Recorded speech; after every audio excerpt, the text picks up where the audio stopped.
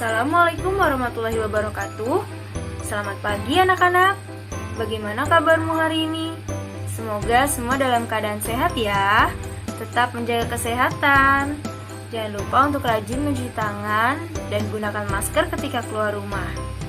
Sudah siap untuk belajar hari ini? Dipersiapkan terlebih dahulu buku tulis dan alat tulismu. Sebelum kita mulai belajar, alangkah lebih baiknya kita berdoa terlebih dahulu ya. Berdoa dimulai. Selesai. Bila sudah siap, kita mulai. Hari ini kita akan mempelajari tentang pelestarian hewan dan tumbuhan. Di Indonesia memiliki beragam jenis tumbuhan dan hewan. Namun dari ribuan jenis hewan dan tumbuhan, banyak sekali yang sudah terancam punah dan patut untuk dilestarikan. Berikut ini hewan yang terancam punah di Indonesia.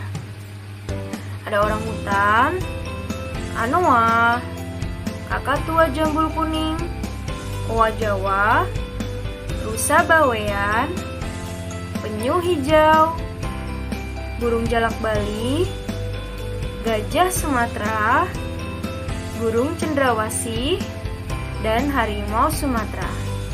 Selanjutnya, nama tumbuhan yang terancam punah di Indonesia.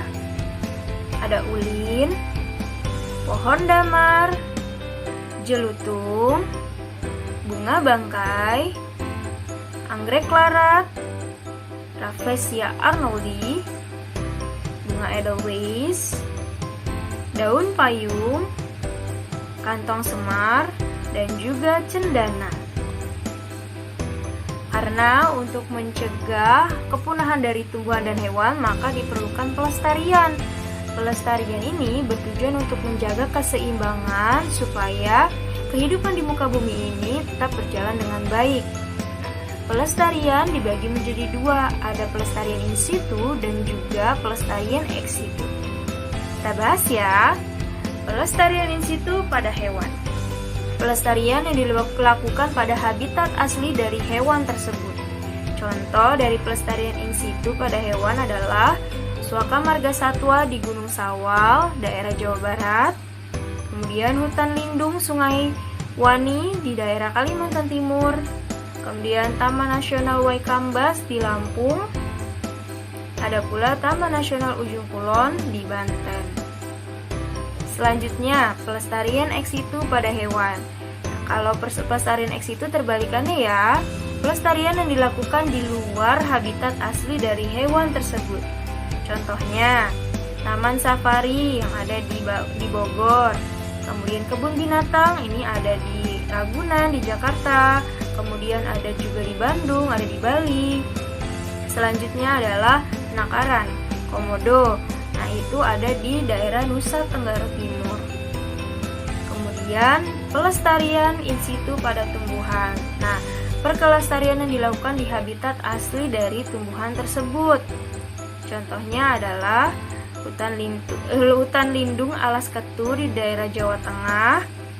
Kemudian ada cagar alam Krakatau, cagar alam Rafflesia, dan juga Taman Nasional Bukit Barisan Selatan, ini di daerah Lampung. Kemudian untuk pelestarian ex situ pada tumbuhan, yaitu pelestarian yang ada di luar habitat dari tumbuhan tersebut. Contohnya, ada Kebun Raya Bogor di Bogor. Kemudian ada Kebun Raya Cibodas, ini juga di Jawa Barat. Pelestarian ex situ dilakukannya metode kultur jaringan pada tumbuhan yang akan dilestarikan. Apa yang dimaksud dengan kultur jaringan? Metode kultur jaringan itu metode perbanyakan tumbuhan yang dilakukan di laboratorium. Tujuannya apa sih? Nah, kultur jaringan ini bertujuan untuk memperbanyak atau mempercepat perkembangbiakan tumbuhan sehingga waktu tanamnya itu lebih singkat dibandingkan kita menanam dari awal, dari biji. Nah, kemudian beberapa tanaman dari laboratorium kultur jaringan ini ditanam kembali ke habitat aslinya. Metodenya seperti apa? Nih, perhatikan gambar berikut ini. Yang pertama, bagian tumbuhan misalnya diambil tangkai daunnya. Kemudian, yang kedua, tangkai daunnya diletakkan di medium khusus, yaitu berupa cawan petri yang terdapat zat hara yang diperlukan oleh tumbuhan. Nah, ketiga, wadah yang berisi kultur jaringan tersebut diletakkan di laboratorium. Setelah itu, setelah tumbuh, kemudian tumbuhan baru dipindahkan ke pot yang berisi tanah ataupun dikembalikan ke habitat aslinya. Seperti itu. Demikian penjelasan dari Ibu. Apakah sudah paham? Bila sudah paham, bisa dikerjakan soal latihannya ya. Mohon maaf apabila ada kesalahan. Terima kasih. Wassalamualaikum warahmatullahi wabarakatuh.